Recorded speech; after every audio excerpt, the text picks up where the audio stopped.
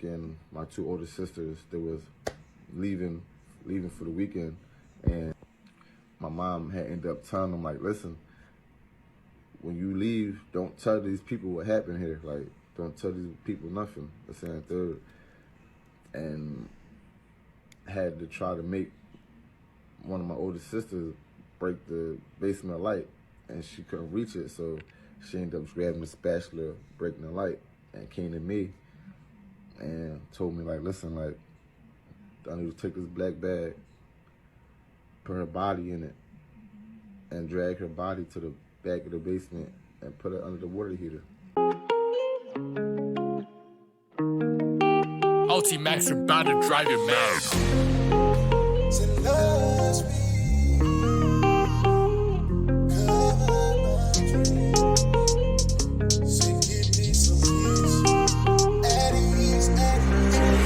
Had a dream last night, God, what you trying to show to me? Promise seems surreal, wide awake like I'm never sleep. Had a dream last night, God, what you trying to show to me? Promise seems surreal, wide awake like I'm never sleep. Start to toss turn, man, I just can't fight it. Every time I go to sleep, the same dream keep riding. God, won't you wake me up? I'm tired of the silence. I thought I hit clear if I just pray for some guidance. You know I might just go ahead and pay for some sleep. Old heads keep stressing me, you don't work, you don't eat. Man,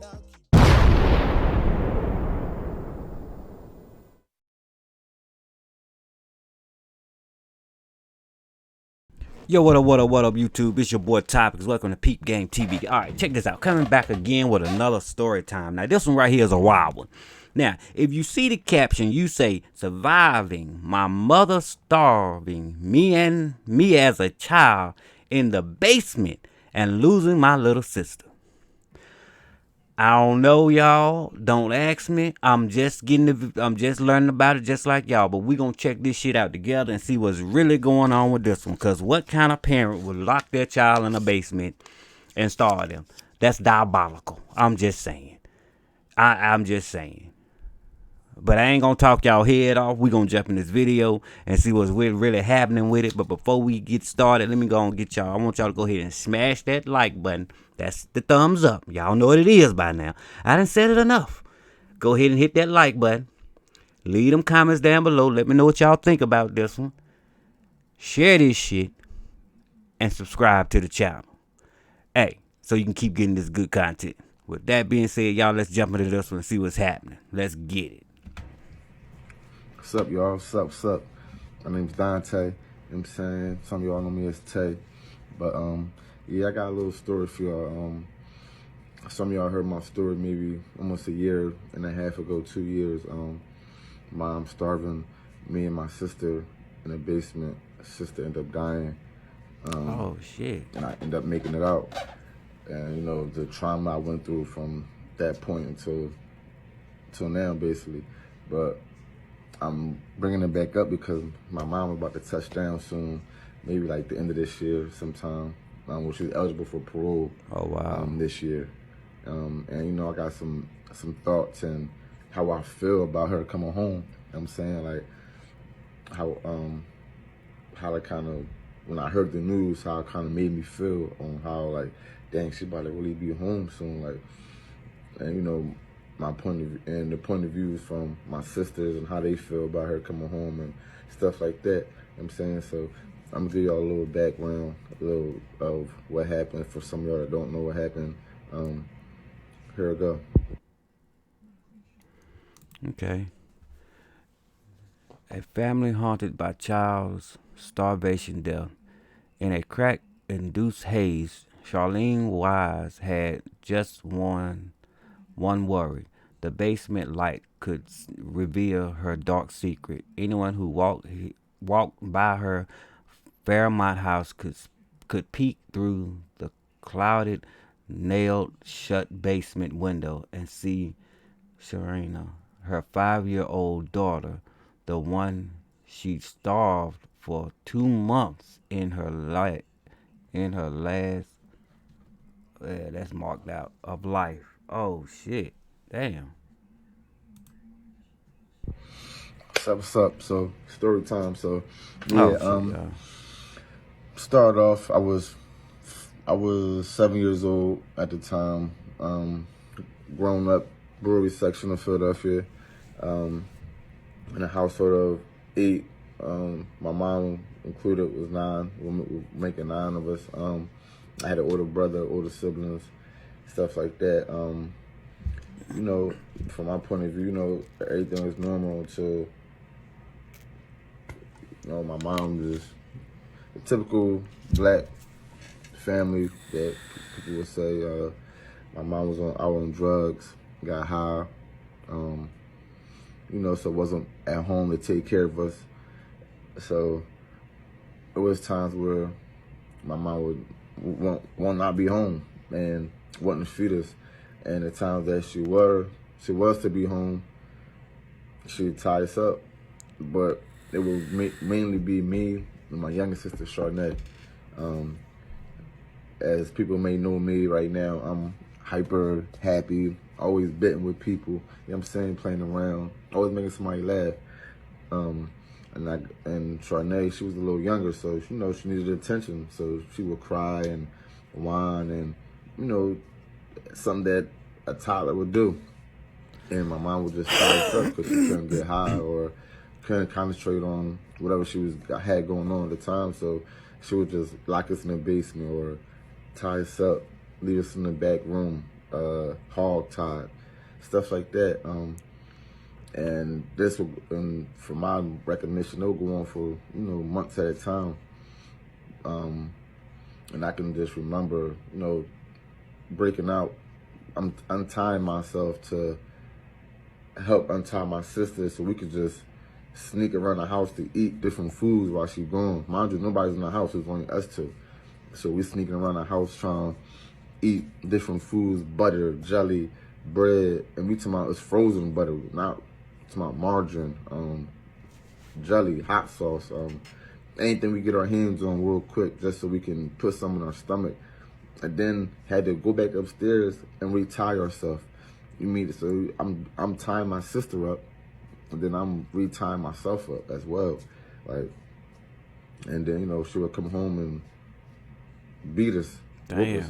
And then I think it got to a point where she just left us in the basement and left us and put a deep freezer in front of the door, and she would just put different food out there, onions, or we talking about raw onions or bananas or whatever. And she might not feed us for days at a time. And we don't know what's going on. So this one particular day I can remember, it was probably like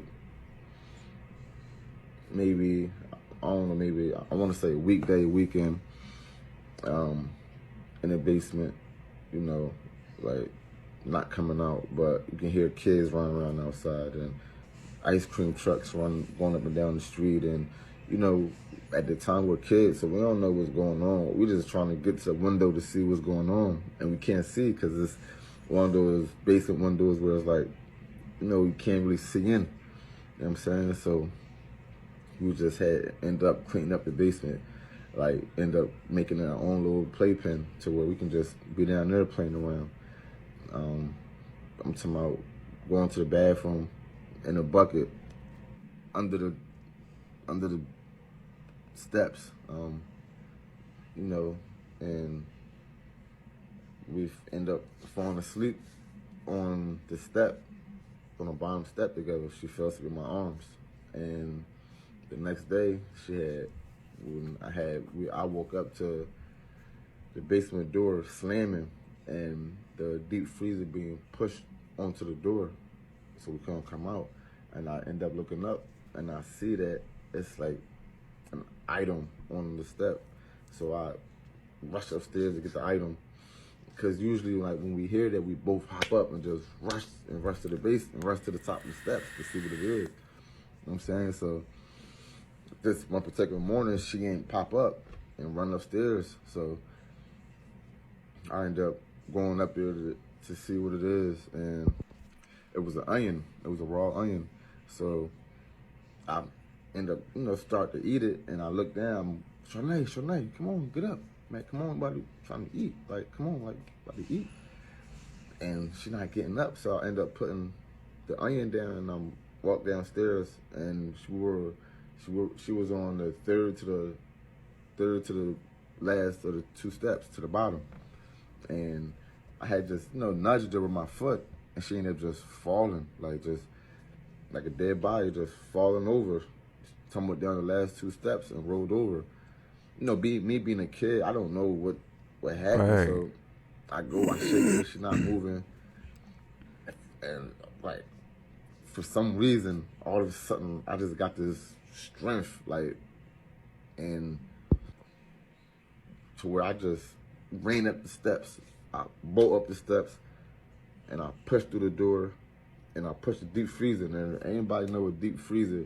We're not talking about these new deep freezers that people got. Now we talking about back in the day when it's really, you really got to call 2 or 3 people to move these drones. Like, even after the ice melt, the drone's still heavy. You get what I'm saying? Like, so I end up breaking through the actual door and pushing through the deep freezer and calling my mom, like, Mom, Shanae's dead. And she like, she jump up, what you mean she did? What you mean? And she ended up running downstairs to check on her. Didn't do too much really of caring, like just checked on her and told her to get away. I think I remember like this one weekend, my 2 older sisters, they was leaving for the weekend, and my mom had ended up telling them, like, listen, when you leave, don't tell these people what happened here. Like, don't tell these people nothing. The second, third, and had to try to make one of my older sisters break the basement light, and she couldn't reach it, so she ended up grabbing the spatula, breaking the light, and came to me and told me, like, listen, like, I need to take this black bag, put her body in it, and drag her body to the back of the basement and put her under the water heater. So, me being a kid, I don't know what I'm supposed to be. I'm just following the directions. All right, my mom told me to do that, so I end up putting her body. How diabolical do you have to be to, like, starve your own child, a child, period? You know what I'm saying? Bad enough you do some shit like that to an adult, but a child, and act as if nothing's ever happened. This shit's crazy. Inside the bag, tying it up. I think I'm 97. Yeah, I'm 7 years old. So then you make a 7-year-old damn near dispose of the body for you. I'm 7 years old, not eating, malnourished, everything. I'm probably 60 pounds soaking wet. Carrying she's 5 at the time, so I'm pulling a 5-year-old dead weight, dragging it, crying, just don't know what's going on, but I'm just crying. I end up just throwing her body under the water heater and running back upstairs, and my mom giving me a bath, and the water in the bathtub was so dirty, like, right? You ever take a bath, like, if you dirty, you're gonna leave a ring in that tub. There might be a little hint ring, you know what I'm saying? It might not be as dark, depending on how dirty you were. I was so dirty to where the dirt was a caked up ring around the tub. Not a regular, it was really like a caked up ring of dirt around the tub, and I think she ended up taking me to the hospital and all. Oh, no. That night, it was like a normal night to her. Like, this is the first time I ever smelled food. Like, I don't know. This is the first time now that I know what it was, but back then I didn't know what the smell was. It just smelled so crazy. It smelled delicious, and She left me upstairs, told me to get dressed. She go downstairs. She end up start making food. Now today, what I realized what she was making was fried chicken. Back then, I just felt like something was burning, but it smelled crazy. Like, wow. I didn't know what it was. And it was just me and her in the house, like nobody else, just me and her in the house. And she acted like it's a normal day, like a normal night. Like was having nightly dinners and stuff like that. You get what I'm saying? You know, man, I mean, I know his mom was on drugs and everything, but she had to have some type of mental problems or something. Like, do this shit and, like, carry on like as if nothing's ever happened. Like, I think she did, damn, she had to have some type of mental issues. So, we ate, she fed me, we ate, sat down, we ended up, she ended up basically holding me that night, and the words that she told me out her mouth, and I will never forget what she told me. And she said, listen, no matter what happens after tonight, I just want you to know that I love you. I never want you to tell. Like, don't never tell what happened. And, hold up. How the fuck? Oh, excuse me. How can you say you love him, but you kept him in a basement, starving him? And looked like the only reason you took him out because you realized that your younger child and passed away because of what you've done. Now you gonna hold him and say you love him? What the? Yeah, something got to be wrong with her. I'm still living there. I can't really remember like what I'm doing. Like I can't really tell you like if that time period from my sister dying in the basement and me coming out until me getting in the back, me and my sister was getting in the back of a cop car. That little time frame, I can't really remember like what really happened, what we went on for real. But I just remember like now as I got older and I met my family, my biological mom, her brother came to the house and tried to, get us. And she told him that, no, Charnay's not here. She left. She's with somebody else. Boom, boom. Wow. And it took my older sister, Denisha, to come in the crib one day and just smell like a distinctive smell. Now, I'm smelling the smell, but, I don't know what the smell is. Like, again, as a kid, you don't really know what a lot of things is. When you're a kid, you're actually taught, to do little things. I mean, to love or to laugh or to cry. Right. Not really taught, but you get to understand as you grow. When I was a kid, I was never around. I was never around to be able to know what, this stink, or to know, this smells good, or you get what I'm saying? Like I don't know. I can't really explain it, but I'm living there, so I didn't really get to, I didn't really smell the smell that my sister smelled when she came in. Now, as I'm older, I realize what the smell is. Like, now I'm like, oh, shoot, that's a crazy smell, because I was, you know what I'm saying, in that, living in there. Sister came and smelled the smell, called the cops. Cops came out, and I went through foster care all around, ended up in foster care in Mount Airy section of Philadelphia. I went to Pennypack. As I got older now, like my childhood was rough because, again, I wasn't taught anything. Like I'm coming from being abused, locked in the basement, to really thrown into society like I'm a regular kid. So that ain't at the case. Time, your mama jokes is going on. I didn't understand them jokes. Like all I heard was your mama and I'm taking off on you. We going right to the moon. Like we not even going. You ain't gonna say the rest of the joke. I'm going to be going to the moon. That's how I was as a kid. Always fighting. Always angry. always suspended until, you know, one family, well, not even a family, one husband and wife came and adopted me and my two sisters.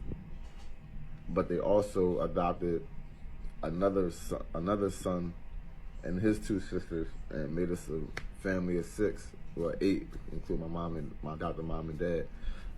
You know, life was, they took us in. We got officially adopted 2000,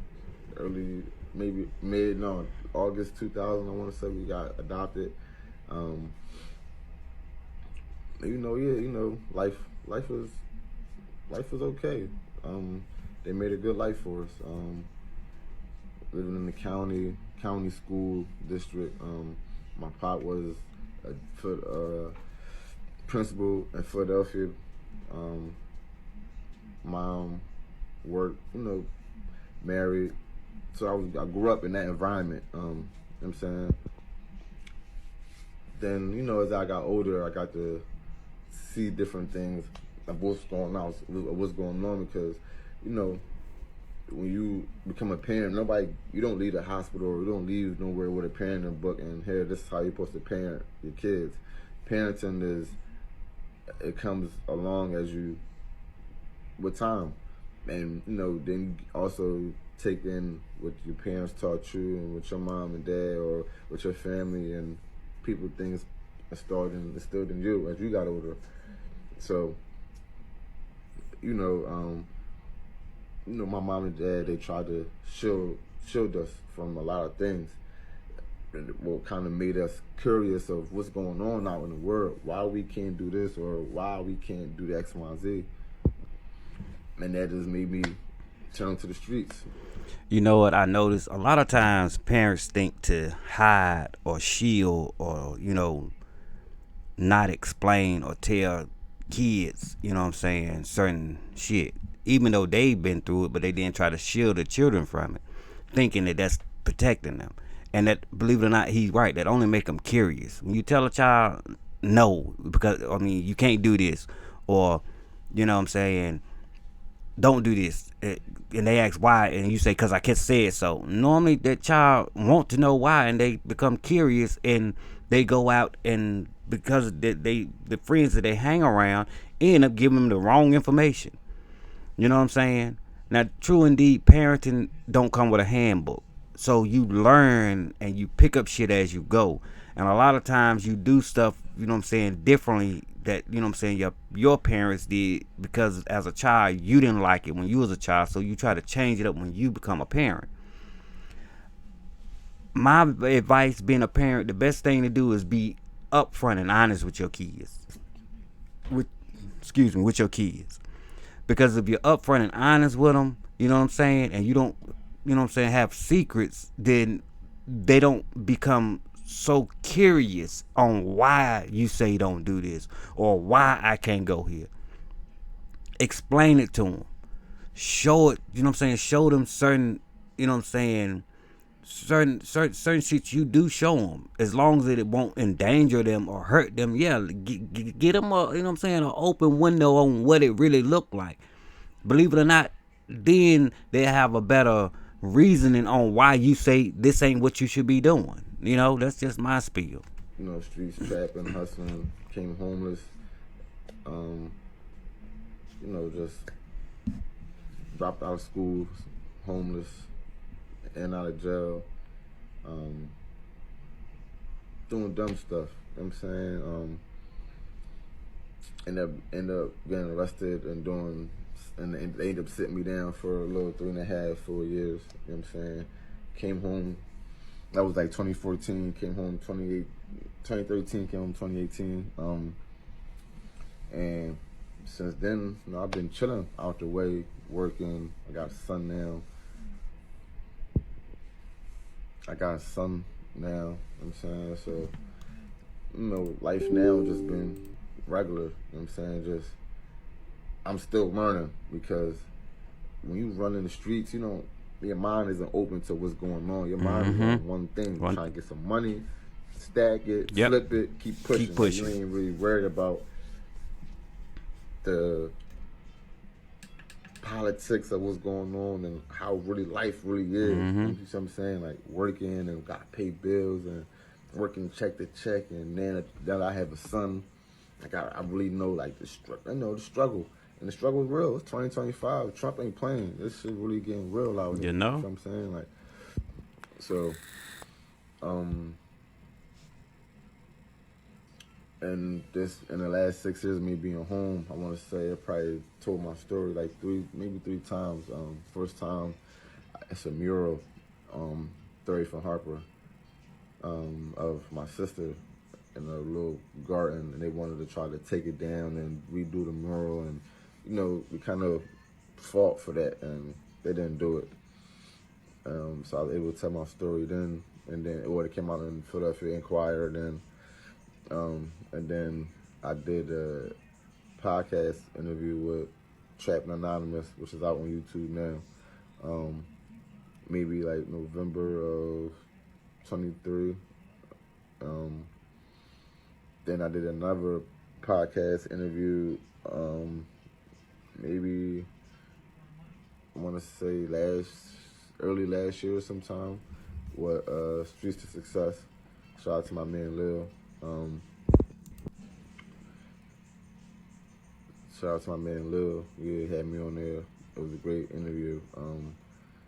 But yeah, now since then I sat down with my older sisters and we didn't talk, and it came up that my mom was about to come home, or she's eligible for parole this year.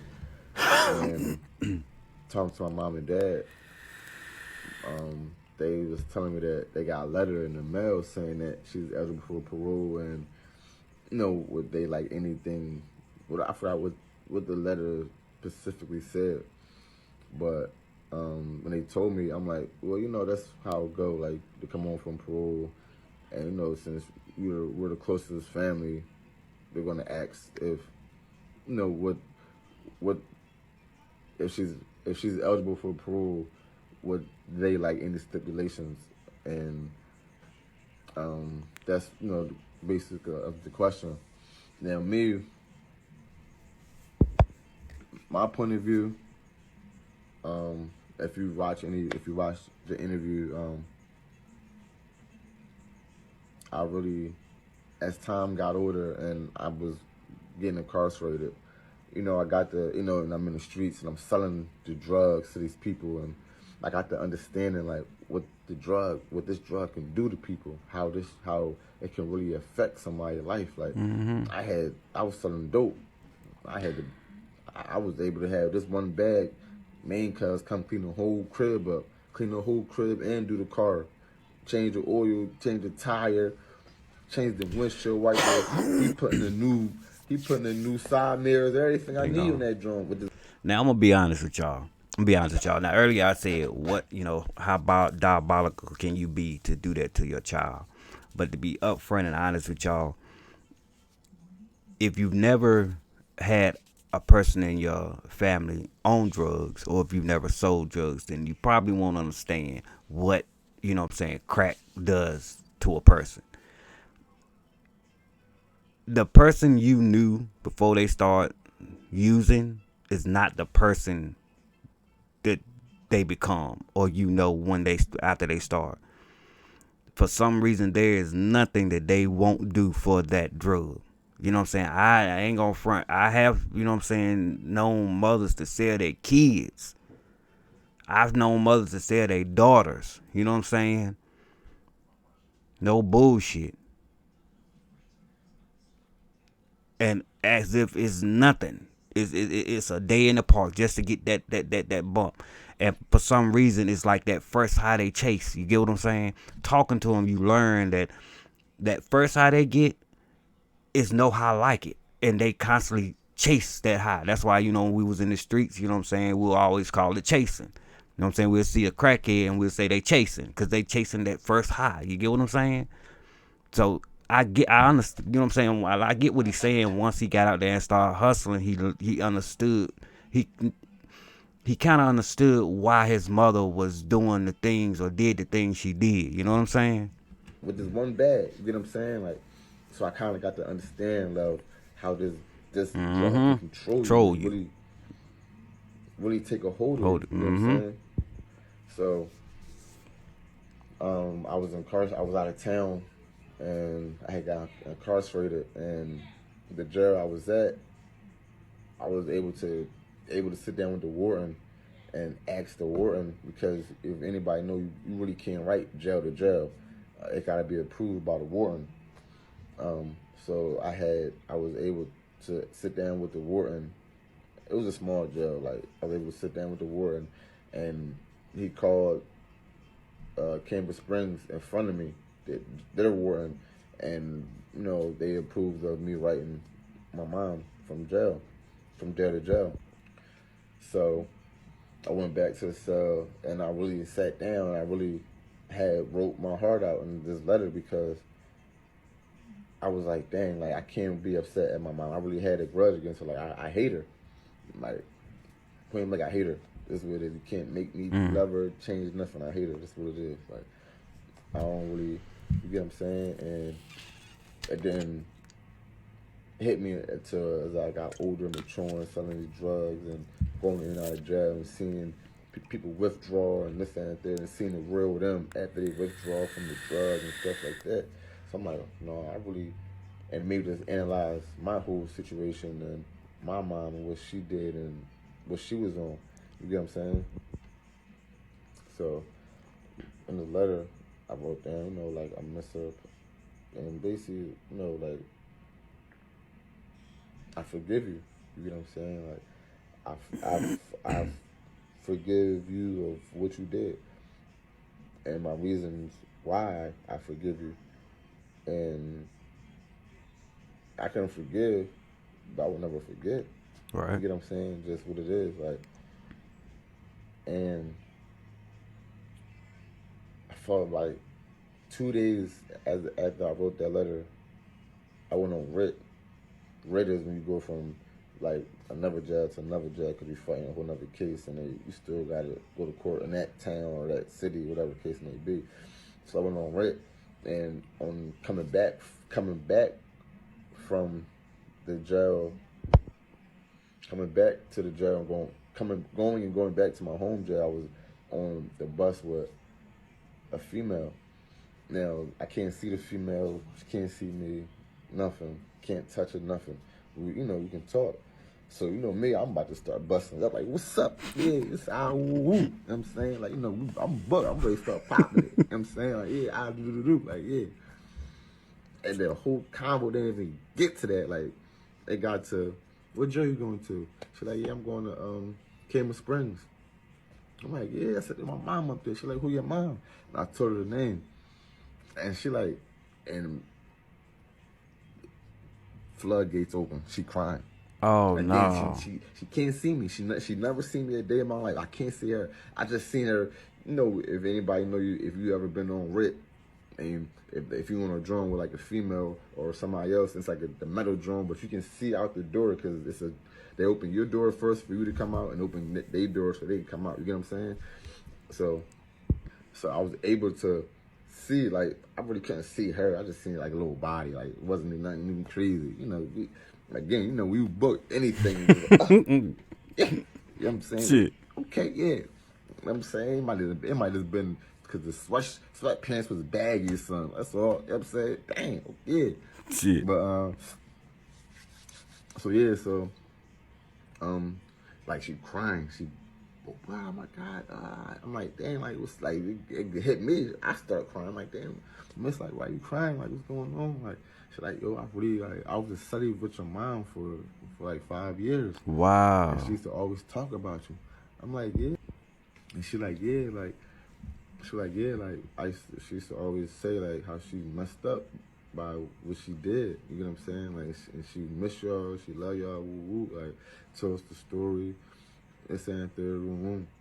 And that's crazy. So, in the meantime, me getting officially adopted with my parents, I still was living with them, but I ended up had going to court. Let me go back real quick. I had to still going to court. We had to fight the case. And, me being a kid.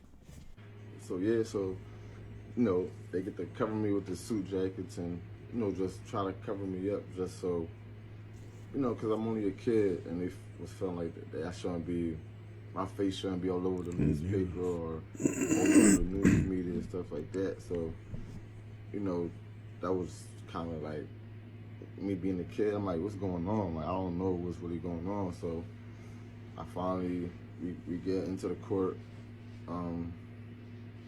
It's like a week, 2 weeks process. And I'm just going back and forth every day. And I'm on the stand. I think most of my siblings be on the stand, but I got on the stand last. And I just remember just seeing my mom just, don't tell. And the judge telling me what happened, like what's going on, like tell us what happened, tell us what your mom did. And I ended up just telling them what happened. After that, I think we end up going back maybe like a couple of days for sentencing, and then that was really it for. So that was finally over, and then I was finally ready to start my new life with my. We were still foster parents at the time. Start my new life with them. I got in the year like 2000. We got adopted.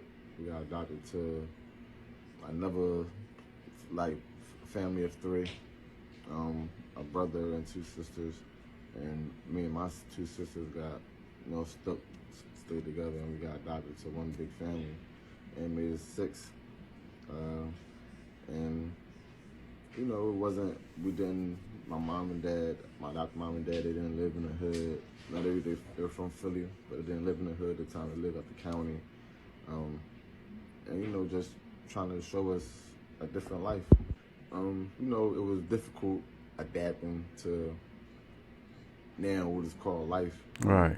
It was definitely difficult. Just having to learn how to talk or learn how to math and writing, and I'm saying it was definitely a lot. My dad, he was a principal in the Philadelphia school system. He started at Martin Luther King High School. Anybody know that's West Lane area, Germantown area. Like Germantown section area. He started as a physics teacher, then ended up being like assistant principal. Then he ended up being either assistant principal at King. Then he left Martin Luther King, and he went to he went to a middle school. Then from the middle school, he went to Samuel Fells High School up in the Northeast. Then he was the principal at Samuel Fells. Then from Samuel Fells, he went to Benjamin Franklin. Then he retired from Benjamin Franklin High School. Being a principal there. So yeah, my mom, she worked, I won't say from home, but she had a good job. You know what I'm saying? They were able to support us and take care of us. And they were awesome set of parents. They tried their best, of course. But living with my mom and dad, they gave us an excellent life. We took vacations. We always went to Outer Banks, Snags Head. We always went to the different family reunions that my mom and dad had. It's just as they introduced us to their families as well. Their sisters and brothers, my uncles, my aunts, which they had kids, which is my cousins. I can honestly say that they definitely gave us a life that most kids would want to have. And do I want to say we squandered it away? No, I don't want to say that, but we probably did. Didn't take it. We didn't take it. You know what? Shit, after going through it with all the shit he went through, you know what I'm saying? Up until he was 7? Shit, he deserved, you know what I'm saying, to be finally in a great family where he can go on vacations with 2 parents that love him, be able to take care of him and shit, man. Damn. take it like, oh, they really doing something for you. You just took it as, oh, they supposed to. Which be all doing it. kids deserve it, but you know what I'm saying. But no, my childhood from 2000 to 2005, 2006 was, I can honestly say, was an excellent childhood. That's what's up. An excellent childhood.